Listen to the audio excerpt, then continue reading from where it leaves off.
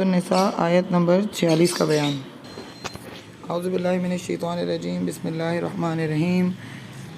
رب اشرح لی صدری ویسر لی امری واحلل عقدۃ من لسانی یفقہوا قولی۔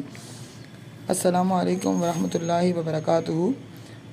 سورۃ النساء آیت نمبر 46 میں بھی پچھلے جیسے 44-45 میں یہود اور نصارہ کا بیان تھا کہ کس طرح سے یہود اور نصارہ جو ہیں وہ بہانے ڈھونڈتے تھے کتاب کو چینج کرنے کے، اور انہوں نے اپنی کتابوں کو کرپٹ کر بھی دیا تھا۔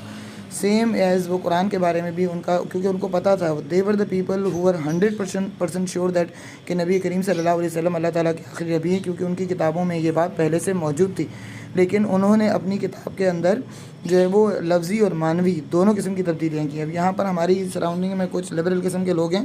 جن کا ماننا یہ ہے کہ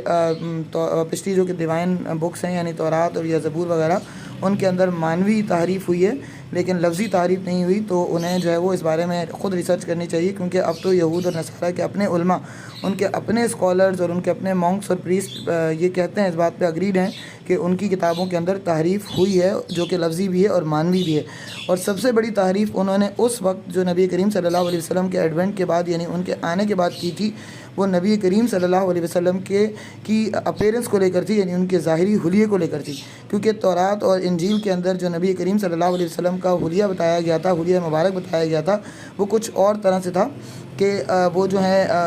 گندمی رنگت کے، یعنی سرخ اور سفید اور رنگ جو ہے مکس وتھ گندمی رنگت کا ہوگا، درمیانے قد کے ہوں گے اور کالی ان کی آنکھیں ہوں گی، گھنگریالے ان کے بال ہوں گے، اور اس طرح کا ایک حلیہ بیان کیا گیا تھا جس کو انہوں نے مکمل طور پہ تبدیل کر کے جب انہوں نے آپ صلی اللہ علیہ وسلم کو دیکھا تو انہوں نے ویسا ہی پایا جیسے ان کی کتابوں میں لکھا ہوا تھا، تو اس کو انہوں نے لفظی تحریف کی اپنی کتاب کے اندر اور ان کے حلیے کو بدل ڈالا، حلیہ مبارک کو بدل ڈالا یہ لکھ کر کہ وہ دراز قد ہوں گے،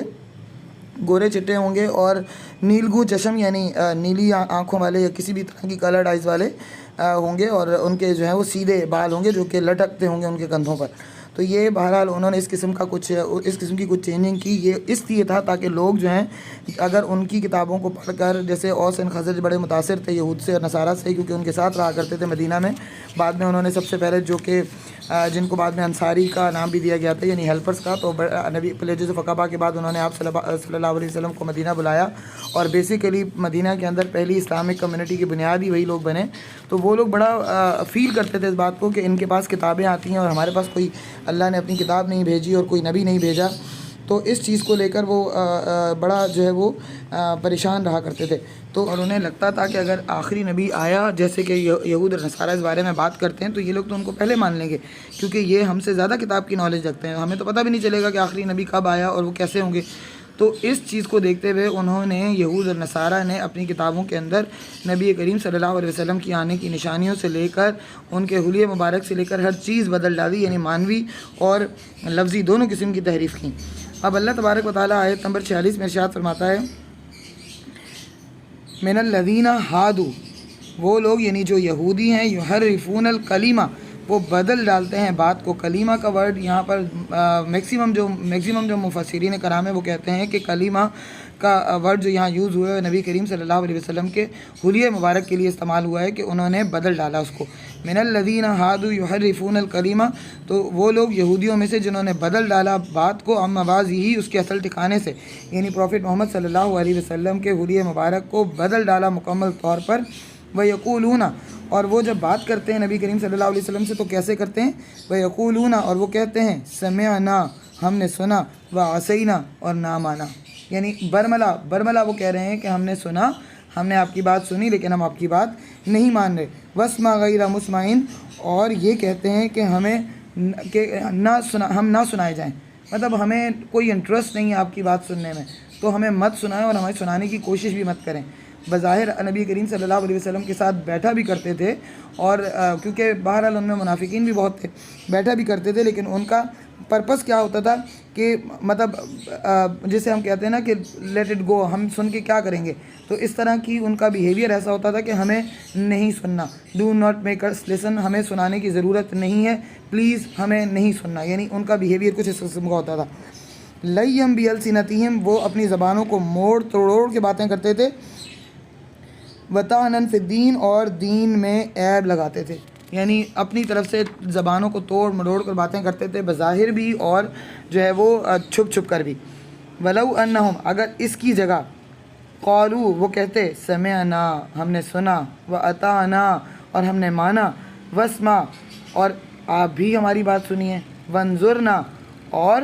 ہماری طرف نظر کیجیے، یعنی ہماری بات سنیے، ہمیں مہلت دیجیے، ہو سکتا ہے ہم آپ کی بات سن لیں، ہمیں آپ کی بات اثر کرے۔ تو اللہ تبارک و تعالیٰ کتنے خوبصورت انداز میں بیان فرما رہا ہے کہ اگر وہ جو پیچھے کہتے ہیں زبانوں کو توڑ مروڑ کر، اس کے بجائے اگر وہ اس طرح سے بات کرتے اور کہتے کہ ہم نے سنا، ہم نے مانا اور اب آپ بھی ہماری بات سنیے اور ہمیں مہلت دیجیے، لَكَانَ خَيْرًا لَهُمْ تو یہ ان کے لیے بہتر ہوتا، وَأَقْوَمَ اور زیادہ قاعدے کی بات ہوتی۔ مانے یا نہ مانے دل سے، لیکن کم از کم تمیز سے بیہیویئر تو کر سکتے تھے۔ وَلَٰكِن لَعَنَهُمُ اللَّهُ لیکن لعنت کر دی اللہ تعالیٰ نے ان پر،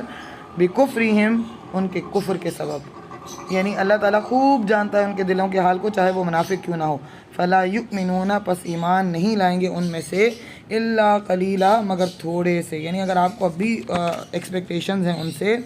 کہ آپ جو ہیں وہ یہ ہماری بات سنیں گے اور ایمان لے آئیں گے، تو آپ اس طرح کی ایکسپیکٹیشن یعنی پروفٹ محمد صلی اللہ علیہ وسلم کو مخاطب کر کے اللہ تبارک و تعالیٰ ارشاد فرما رہا ہے کہ ان میں سے ایمان لانے والے نہیں ہیں، یعنی ان کے دلوں میں ایمان کی رمق ہی باقی نہیں ہے۔ جیسے کہ یہود اور نصارہ نے تو اپنے نبیوں پر ایمان نہیں لائے، وہ انہوں نے تو حضرت موسیٰ علیہ السلام، حضرت عیسیٰ علیہ السلام اور ان سے پہلے جتنے بھی نبی آئے ان سب کی تکذیب ہی کی ہے، تو انہوں نے تو اپنے نبیوں کو پراپرلی نہیں مانا، ان کی بات نہیں سنی، تو وہ آپ کی بات پر کیسے عمل کریں گے، کیونکہ آپ تو اس سیم ڈائنیسٹی سے ہیں ہی نہیں، مطلب آپ تو اسماعیل علیہ السلام کی اولاد میں سے ہیں اور ان کو آپ سے تو کھلی دشمنی ہے، تو وہ آپ کی بات کیسے سنیں گے۔ جیسے اللہ تبارک و تعالیٰ نے مکہ میں آپ صلی اللہ علیہ وسلم سے فرمایا تھا کہ جب آپ صلی اللہ علیہ وسلم بہت اسٹریس میں تھے کہ یہ قریش جو ہیں وہ بات نہیں سن رہے اور بات پہ عمل نہیں کر رہے، تو اللہ تعالیٰ نے آپ صلی اللہ علیہ وسلم کو یہ کمانڈ دی تھی کہ ان سے کہیں کہ لنا اعمالنا ولکم اعمالکم، کہ ہمارے لیے ہمارے اعمال اور تمہارے لیے تمہارے اعمال۔ تو آپ کو ان کے لیے ڈسٹریسڈ ہونے کی یا پریشان ہونے کی، نبی صلی اللہ علیہ وسلم کو پریشان ہونے کی ضرورت اس لیے نہیں ہے کہ جتنا کوشش وہ کر سکتے تھے انہوں نے کر لی، باقی ہدایت دینے والی ذات اللہ کی ہے۔ اگر اب بھی وہ ہدایت نہیں پاتے تو پھر اس کے بعد جو ہے ان کے دلوں میں ہدایت کا نور ہی باقی نہیں رہا، ان کے دل سیاہ ہو چکے ہیں۔ تو اللہ تبارک و تعالی ہم سب کے دلوں کو سیاہی سے بچائے اور ہمیں دین پر عمل کرنے کی اور دین پر قائم رہنے کی پختگی کے ساتھ توفیق عطا فرمائے، کوئی ہمیں ہمارے دین سے ہلا نہ سکے، ہمارے دین کو اللہ تعالیٰ مضبوط فرمائے۔ واللہ عالم، باقی جو ہے وہ اللہ بہتر جانتا ہوگا۔ جزاکم اللہ خیر۔